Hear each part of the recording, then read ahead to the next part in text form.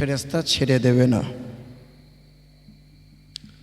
কারণ আমি যখন আসছিলাম তখন আমি দেখছিলাম যুবক ছেলেগুলো শুধু একবার এ মাথা একবার ও মাথা চান্স নিচ্ছিল আর বলছিল, আল্লাহ এইরকম জলসা বছরে 4 বার হোক, সুযোগ আমাদের চলে আসবে।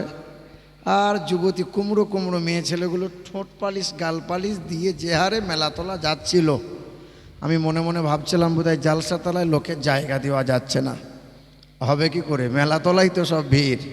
সেই বিকেল থেকে ছুটে বেড়াচ্ছে, ক্লান্ত হয়ে গেছে, জলসা শোনা বাদ দিয়ে উপর হয়ে শুয়ে গেছে। আপনার গ্রামে অনেক জামাই এসছে, বাড়িতে বলে এসছে, মা শ্বশুর বাড়ি যাচ্ছে জলসা শুনতে, ও মাল শালির বগলে হাত ভরে ঘুরে বেড়ালো, উপর হয়ে শুয়ে গেল। অনেক বিয়াই এসছে, বিয়ানের সাথে গল্প করতে করতে মাল রাত কেটে গেল। জলসা শোনা কারা শুনবে বলো? আমার শিক্ষিত বন্ধুরা, এই জায়গায় বসবে যারা, এই জায়গা হলো জান্নাতের বাগান। মমিন মমেনা যারা এই জান্নাতের বাগানে বসার সুযোগ পায় তারা। এই জায়গায় সবাই বসতে পারে না, এই জায়গায় সবাই আসতে পারে পারে পারে একটা গন্ধ আসছে না? যাই হোক, আসবে, কুরবানি গেছে তো কুরবানিরই গন্ধ হবে হয়তো। হ্যাঁ, কি বলছেন বলেন? যাই হোক, একটু কষ্ট করেন। দেখবেন ধান চাষ আপনারা করেন, যার ভিতরে চাল থাকে না তাকে আপনারা কি বলেন? আমাদের বর্ধমানের ভাষায় বলে আগরা।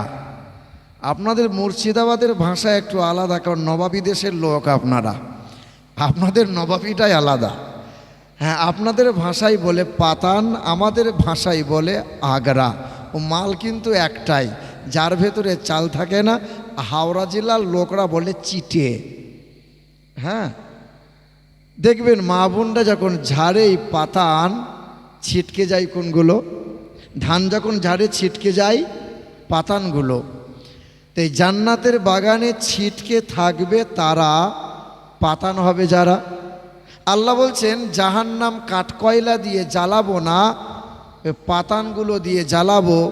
যখন মা বোনরা ধান ঝাড়ে আর নিজের স্বামীকে বলে সব ফেলে দাও, পাতান ফেলো না, ওই ধান সেদ্ধ করার জন্য জ্বালানি করা লাগে।